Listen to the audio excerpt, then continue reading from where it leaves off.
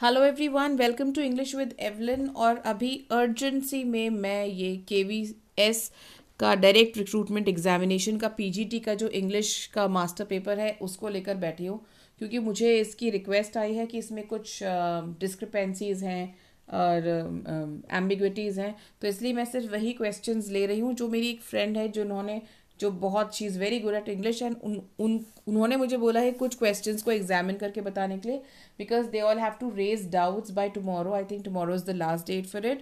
So if you know anyone who has appeared for this examination, please share the video with them so that they can also benefit from this information. तो question number 138 से शुरू करती हूँ मैं। ये है sentence में आपको बताना है कि टाइप ऑफ सेंटेंस कौन सा है। तो इसमें तो करेक्ट ऑप्शन है ही नहीं, जो ऑप्शंस दिए उसमें सही आंसर है ही नहीं।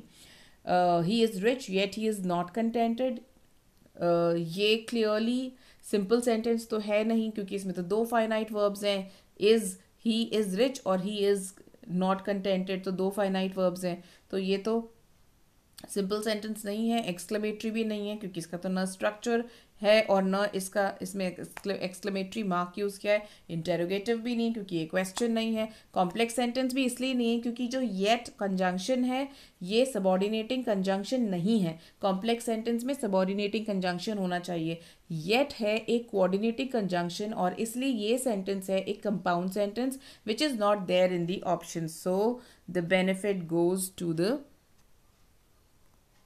to the candidate. Now we come to question number 145, and it says which of the following sentences is not true. This is based on discovering tat, which is from your class 11 textbook, NCERT textbook. इसमें बोला है कि archaeology has changed because, उसमें reason देना है कि archaeology पुरानी और नई आर्कियोलॉजी जो है उसमें क्या चेंज आ गया है। तो कौन सा स्टेटमेंट ट्रू नहीं है? तो मुझे तो लगता है सारे ही स्टेटमेंट्स ट्रू हैं। It focuses more on details of life, yes. It pays less attention to valuables. अब ये आर्कियोलॉजिस्ट है ना, वो ट्रेजर हंटर्स जैसे नहीं है जैसे पहले हुआ करते थे हावर्ड कार्टर की तरह, है ना। It uses more sophisticated tools, of course it uses more sophisticated tools. It undertakes forensic examination of all that remains, yes it undertakes forensic examination. तो इसमें नॉट ट्रू तो कोई भी स्टेटमेंट नहीं है। Now we move ahead to question number 152, which is this is from class 11 textbook, the summer of the beautiful white horse में से है। अब इसमें से कौन सा स्टेटमेंट करेक्ट नहीं है according to the lesson? Murad knew how to work with a horse, yes, because Murad says I have a way with horses. ठीक है। Aram agreed with Murad that the horse was not true, horse was not stolen. तो ये भी सही है क्योंकि दोनों ने ये डिसाइड कर लिया था कि क्योंकि उनकी नीयत है हॉर्स को रिटर्न करने की, तो इसलिए उनको उसको चोरी तो नहीं कह सकते हैं। मुराद एंड आराम were good friends, they were cousins, but yes they were good friends, है ना। अब इसमें एम्बिग्विटी है कि एक्चुअली तो ये कजन्स हैं। अब क्योंकि वो मुराद और आराम की एज में दोनों मतलब एक ही ऑलमोस्ट एक ही एज के थे, कुछ सालों का डिफरेंस था। तो अब उसको वो गुड फ्रेंड्स मान रहे हैं या नहीं मान रहे हैं, किस हिसाब से उन्होंने ये क्वेश्चन फ्रेम करा है। क्योंकि अगर बिल्कुल जो उनका रिश्ता स्टोरी में दिया गया है, if you go by that, they were cousins, at the same time they were good friends also. ठीक है। Aram felt jealous of Murad's ability to ride the horse. Yes, he did. Okay. So there is ambiguity here. Now in question number 161, let us check out this question. हाँ, राम कुमार शुक्ला, ये हमारा चंपारण वाला जो lesson है class 12 का, उसमें से लिया गया है ना, जिसमें गांधी जी ने इंडिगो पर वो सत्याग्रह किया था, है ना। तो इंडिगो फार्मर्स के लिए तो राम कुमार शुक्ला कौन थे? ये एजुकेटेड एंड डिटर्मिन्ड थे? नहीं, क्लियरली बोला है कि ये इलिटरेट थे। Not poor yet miserly, no he was not miserly at all, and he was not poor, नहीं, एक फार्मर थे, ये गरीब फार्मर। स्मॉल टाइम पॉलिटिशियन बिल्कुल भी नहीं, he was a peasant, he was a poor peasant. And rich peasant, no. So all the options are wrong, all are incorrect. Now we come to question number 166. Anis Jung's advice to Sahib to go to school did sound practicable, did sound practicable ही गलत है, did not होना चाहिए। अगर did not होता तो fourth option correct हो जाता, लेकिन क्योंकि इन्होंने लिखा है डिड साउंड प्रैक्टिकेबल तो ये गलत है, क्वेश्चन ही गलत है, तो यहाँ पे भी बेनिफिट जो है वो कैंडिडेट को मिलेगा। Now coming to question number 168, which of the following statements is incorrect, है ना। मेरे हिसाब से नहीं, लेसन के हिसाब से कोई भी इनकरेक्ट नहीं है, ठीक है। क्यों? क्योंकि they lived in shanties, yes they did, this is correct.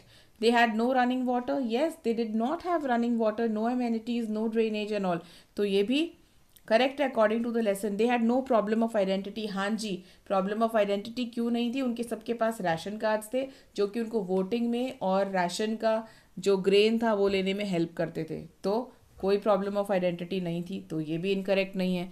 They could earn the living easily, हाँ, क्योंकि वो इनफॉर्मल अनस्किल्ड लेबरर्स की तरह काम कर लेते थे, उनके पास राशन कार्ड्स थे, उनको ग्रेन मिल जाता था, और क्योंकि वहाँ पे सीमापुरी पे बड़े गार्बेज डंप्स थे तो वो उसमें से रैक पिकर्स की तरह काम कर लेते थे, जिसमें से उनको करेंसी नोट्स भी कई बार मिल जाती थी, कई बार वहाँ से सामान लेकर के वो जो भी कुछ होता था उसको बेच करके अपना जीवन यापन करते थे। तो ये भी इस यहाँ पे भी सारे आंसर्स जो है करेक्ट है, तो इनकरेक्ट तो कोई है ही नहीं इसमें स्टेटमेंट। अब हम चलते हैं question number 170। People living in Seemapuri came from Bangladesh as refugees और to look for gold in a big city, दोनों ही करेक्ट हैं, है ना। Both A and B are right. Gold को क्योंकि इन्होंने सिंगल इन्वर्टेड कॉमर्स में डाला है, गोल्ड, गोल्ड मतलब not exactly gold, but that you know they would find good opportunities here and they would get a good living, इस sense में। तो ऑप्शन नंबर 3 जो कि 679 जिसका कोड है, ये वाला करेक्ट होगा। Now question number 179, question 179, the servants left, एक सेकेंड, 79 था या 178 था, आई थिंक 178 है। Which one of the following statements is not true, कौन सा सही नहीं है ना। अब Dr. Sadao decided to take the American prisoner of war inside his house as he was wounded, हाँ ये सही है ना। क्यों wounded था? He was a surgeon, yes, he felt it was his duty to treat an injured man, इसलिए इन्होंने लिया था उसको। He was working on a treatment to keep the wounds clean, yes, this is what he was working on, इसलिए भी। और he had decided to hand him over to the police, yes he had decided to hand him over to the police, तो इसमें से untrue कौन सा है ये मुझे समझ में नहीं आया है। तो मुझे लगता है कि इसमें भी बेनिफिट ऑफ द डाउट जो है वो कैंडिडेट को मिलेगा, ठीक है। All right, so with this I come to the end of this video, and if there are any other doubts apart from these, please comment with the question number, and I'll give you the correct answers. Thank you very much. Please keep sharing, subscribing, and hope you benefit from this. Bye bye.